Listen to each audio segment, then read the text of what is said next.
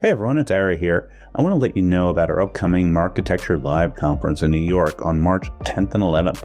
Our live events last year were smashing successes with sold out, standing room only crowds, amazing speakers, and the best content you'll get in any setting in the advertising business.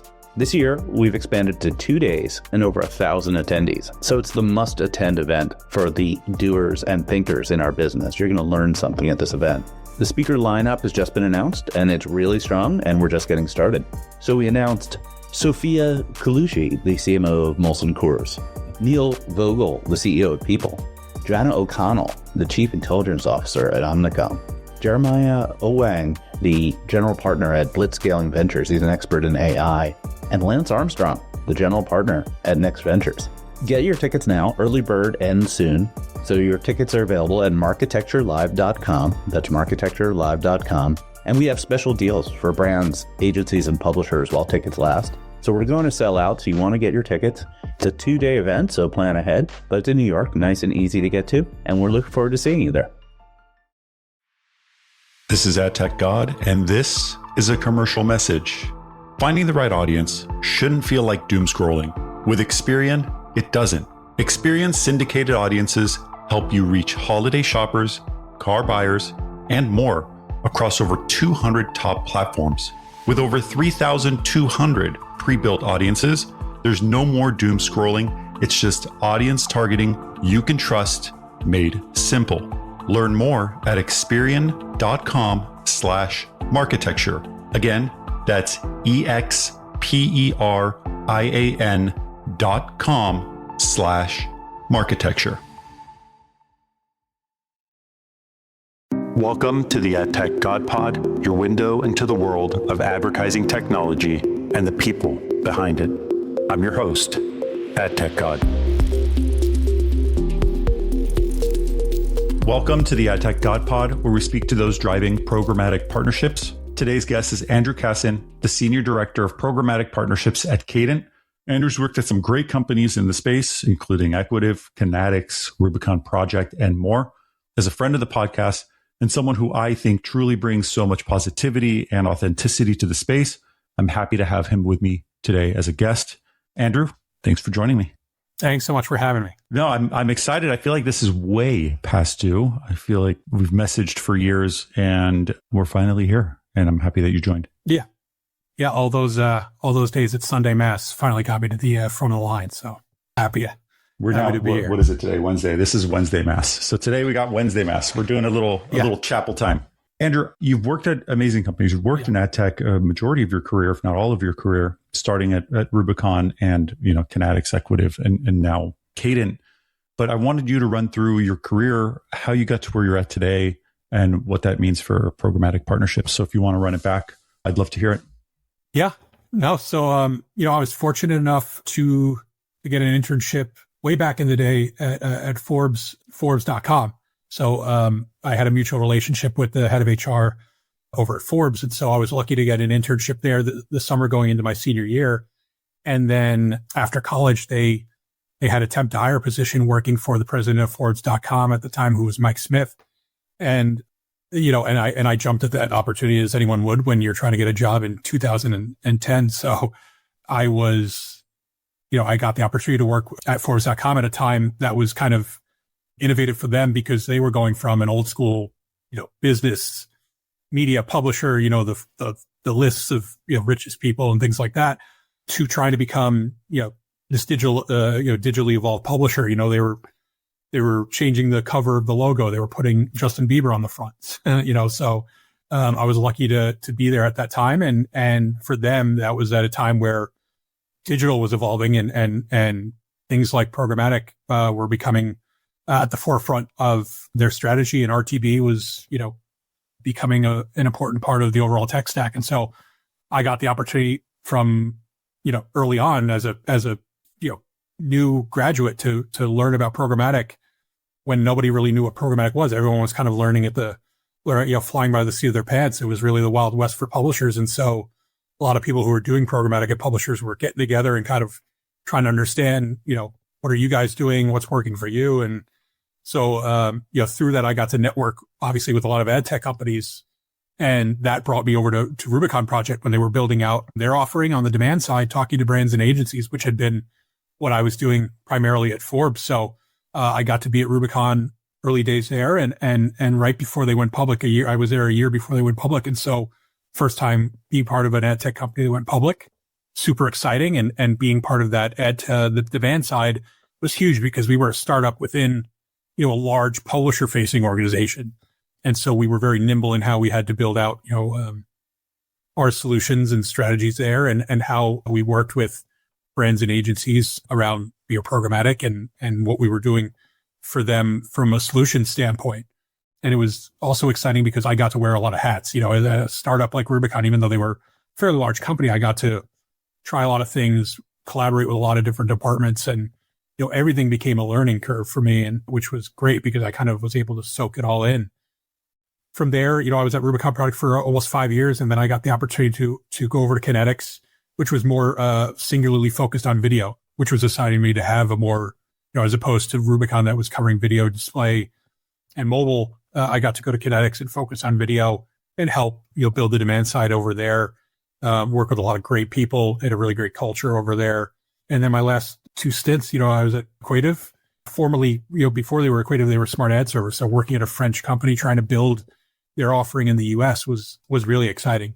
And so being able to help them build that culture, as well as just their overall, strategy about how to go out to market in the US, taught me a lot. I got to work with, amazing people from the French office who came over to the US, and, got to be part of that rebranding to Equativ, which was really exciting because they had been known as Smart Ad Server for so long. And, they were so much more than just an ad server. And then, taking me over to Cadent, where it's been an amazing ride these last couple of years. So it's funny because you mentioned the changes that happened at Forbes when you were there, which was right after you started 2010, you ended there a couple of years later, 3 years later. And then you entered into an industry that's been constantly changing. Because if you look at the last 15 or 16 years that you've been in it, 2010, it was publishing and the way the publishing was changing. 2013 is when the iPhone in-app advertising started taking off. Videos started to scale. And then we moved into 16, 17, where CTV started to change.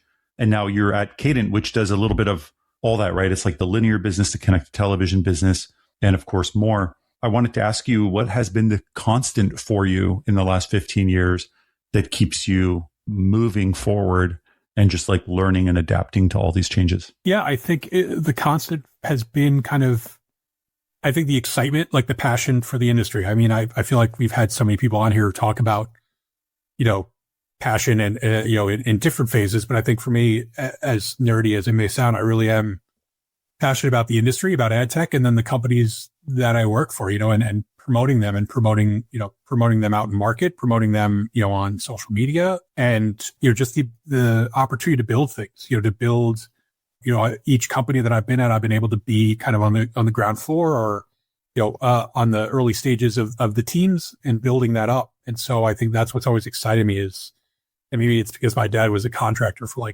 10 million years, but building solutions, building teams, it really has motivated me, in what I do on the ad tech side. And then, being able to, joking around is I'm a big Lego guy. So building things outside of work too is part of my passion, I guess. It's crazy to think that in 2010, which was not that long ago, but it is a long time, not calling age here, how much it's changed. How have you seen brands, agencies also adapt? Has the sale or the partnership aspect gotten any easier? Or is it because it's constantly changing, it feels like a constant evolution of education and knowledge sharing to get them to understand what You know what's wild? We spend thousands upon thousands of dollars on ads. But when it comes to building audiences for paid campaigns, we still put all our faith into native targeting. What if you could put your ads directly in front of your exact buyers? Vector reveals the actual names of people visiting your site, clicking your ads, and researching your competitors. Then lets you build ad audiences from them that you can push directly into LinkedIn, Google, Reddit, wherever. For those of us measured on pipeline and revenue, that's the difference between campaigns that generate opportunities and campaigns that just generate more questions. Take control of your ad audiences at vector.co. Benefits are. Yeah, I think it's changed a little bit more in the sense that brands and agencies are leaning in to their ad tech partners. I think, the changes that we've seen, when it comes to privacy regulations, when it comes to brand safety, when it comes to AI, there's so much change happening. And so brands and agencies are leaning on their ad tech partners, whether it's SSPs, DSPs, to educate them, to help them understand, what they don't know. And, and same for us, we know that things are changing on the agency side, and we, and as partners, we look to understand how that change affects their business, from the top down and from the bottom up with, the teams that we work with. When looking at, I guess, Cadent and their business, I know you recently announced the acquisition of ViewPlanner. What does that mean? What was the purpose of it? I know that they're primarily focused on YouTube. Cadent has done a lot of cross-linear and connected television. How do you find that filling the gap and bridging all those touch points? Yeah, I think it was just a necessary step, in the evolution of Cadent from a linear focused company to digital, and being able to connect there's fragmentation in audiences, and being able to connect those audiences from linear to CTV, OLV, and now YouTube. It was an exciting opportunity for us. And I think we're really excited to bring that to our clients, partners. Congrats, by the way, on that. I read about it, I think, in Ad Exchanger, and I'm like, incredible. Cool. I love that Cadent's been proactive in their acquisition strategy over the last few years that I've seen. I think it's the right path. And definitely YouTube is a massive channel. So I don't see any issue there. I think I would probably do the same. Yeah, no, absolutely. So in a partnerships role, a lot of it, I talk a lot about relationship building. I talk a lot about the industry being small yet big at the same time. How do you feel partnerships have changed over the years? What do you feel is really your superpower when you're talking to these agencies and brands about your solution? Like, where do you really lean in?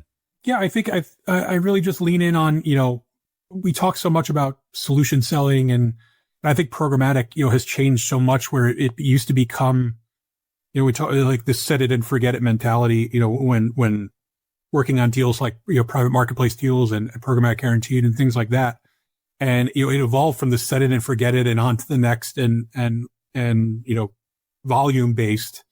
And now it's really become, why are we setting up this deal? What are the details behind it? It's, not just a handshake agreement and let's go. It's, we really want to understand, why are we setting up this deal, and why are we, why are we working together, and what solutions do we have that fit those needs? It really is like, making sure that, what we have today can fit their needs, and what we have down the line, we want to build solutions that are aligned with where they're going as well, not just where they are today, but where they're going.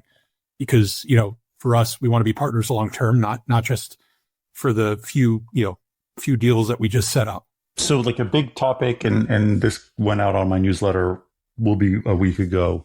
I talk a lot about the increase in transparency requirements of supply side platforms, buyers, agencies wanting to know more, at least gaining access to it. This was a big topic last year with the whole SPO path, or the supply path optimization, cleaning up your supply chain, creating additional visibility capabilities for your buyers. Are you sensing that's happening also at Cadent? Are you finding that buyers are just becoming way more knowledgeable, way more intrigued by the data and the insights that they get? Yeah, no, I think, it's changing. And I think what was unique about Cadent is, we've done things in such a great fashion over the last 2 years where we've been able to, because we've been so new to the SSP side of the business and SSP space and coming in there, that we wanted to do things the right way and build our supply in a clean and direct path. And, through the integrations we've done with our publishers, the partnerships we have with them, working closely with them. And then obviously working with our, on the brand and agency side, working with those centers of excellence to understand, are we complying with their standards, not just the industry standards, but, the standards that they might have when it comes to clean, well-lit, path to inventory. Do you feel like the standards usually start with the agencies and brands and then move into like organizations, or do you think it's the other way? Because I would guess that the people holding the money are the ones who decide what's excellent and what's of quality. And then kind of the the bodies that exist that, monitor and set standards are next.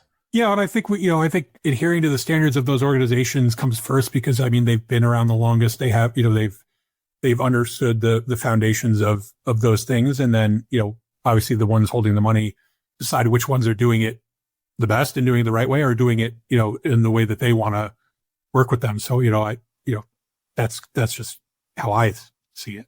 So question, a little personal touch. You're a very relatable person. You have great friendships, a great relationship builder overall.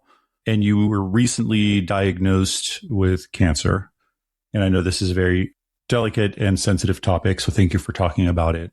How have you been, and how has that changed how you look at life, how you look at your partnerships, your friendships, and of course your priorities when working with various people in the industry and outside? Yeah, no, it's obviously changed me drastically in so many ways, and I'm doing well right now, and and going through treatment and fighting it as best as I can. And I think from a professional standpoint, it's made me truly more empathetic to people in general. I think it's because you don't know what people are going through, and I think it's made me more cautious in how I message, how I approach, outreach, how I, approach meetings in general and make it, I think, like you said, it's relationships. And so I don't want every meeting that I have to be a PowerPoint, presentation for 30 minutes, and I want there to be, a little bit of chit chat. I want there to be, I want to make it personal. I want to make it familiar,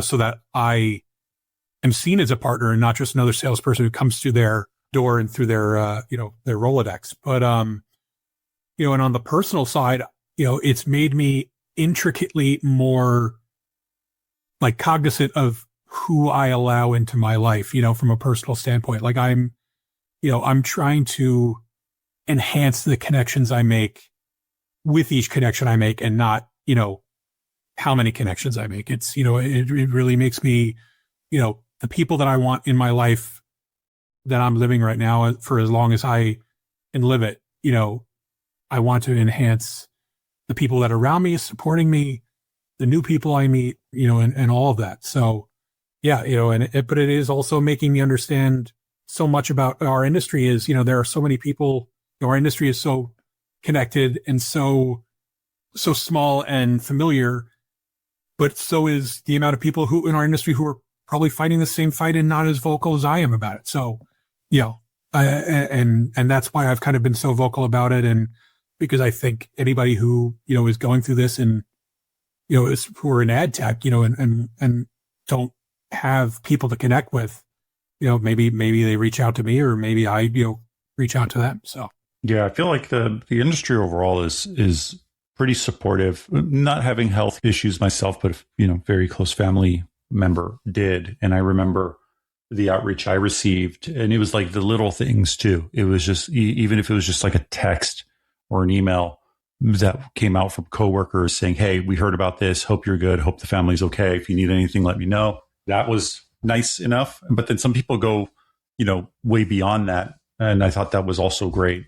But what do you think are the support forms, like whether they're big or small, that really meant the most to you, especially during this kind of difficult, challenging time? Yeah, it made me, it definitely made, I got, when I announced it in a classic Andrew Cassin fashion in a giant blog post, I had reach out from people that I'd worked with for, 5 years at Rubicon Project. People that I went to high school with, a million years ago, reaching out, people that I didn't know at all reaching out because they, had someone go through it, they're going through it, whatever it might be. So, I think it's been great. We have this world where, I think thoughts and prayers can get a little oversaturated when it comes to things. And I think, but to be, like you said, it's to be the sincerity around it was what I was, very surprised about, from people that maybe I didn't even have that good of a relationship with. So that, that obviously felt really, really good. And it made me feel that I even though it feels isolating sometimes and that I might be going through it alone, at least there are people who, I can talk to when things do get tough, I would think your support network is strong and a big part of pushing forward. I follow you on Instagram. I've seen your posts. You've picked up this very understandable addiction to Legos, because I went through a phase like that where I was like buying way too much of them and now they just sit in boxes. But it is like unbelievably therapeutic and fun to just build stuff. And I know that you have a pretty ridiculous collection at this point. I took disability leave for a little bit, and it was a huge mental health, support to getting into Legos and therapeutic, as you said.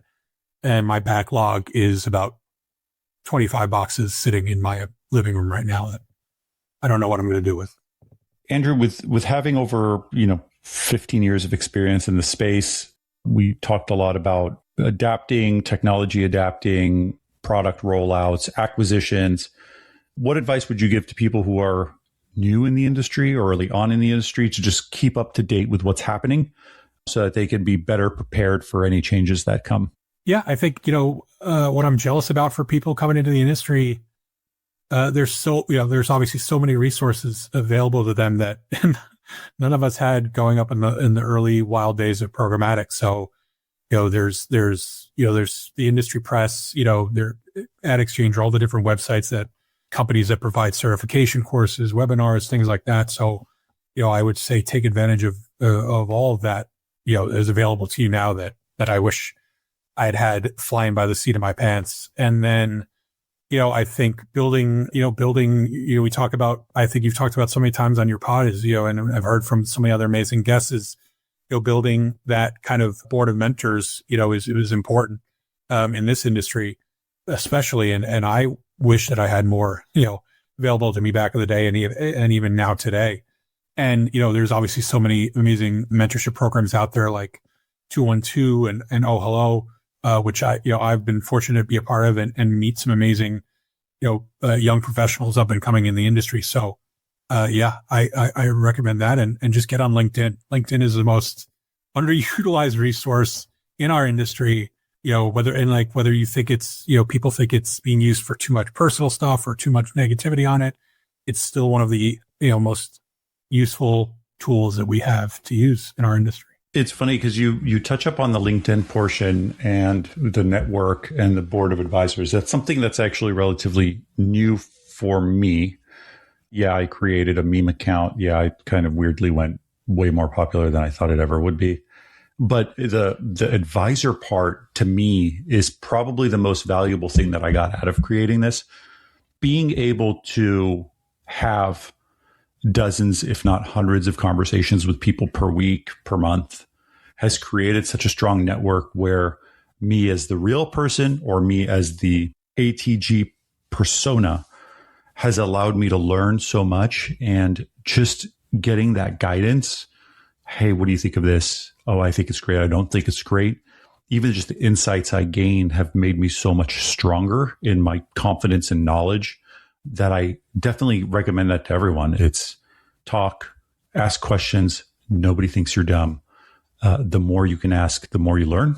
And it just creates such an incredible wealth of knowledge just by asking the right questions to the right people.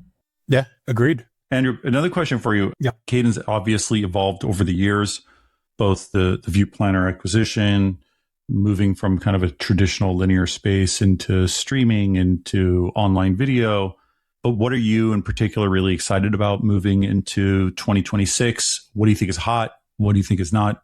And what kind of excites you about the industry? Yeah, I think I'm just excited about how open the industry still is. I mean, I think, especially for Cadent, we are newer to the space from an ad tech perspective, I'd say, traditionally being known as a linear company. And so our opportunity to come in and provide innovative solutions to our clients who might have never heard of us is wide open. And that's what's really exciting about that. And I think, what we bring to the table from a video perspective, from a CTV perspective, the unique things coming over from AdTherent and their amazing, their amazing technology and people, it's a really exciting year next year that, to work with clients and be able to talk to them about what we have.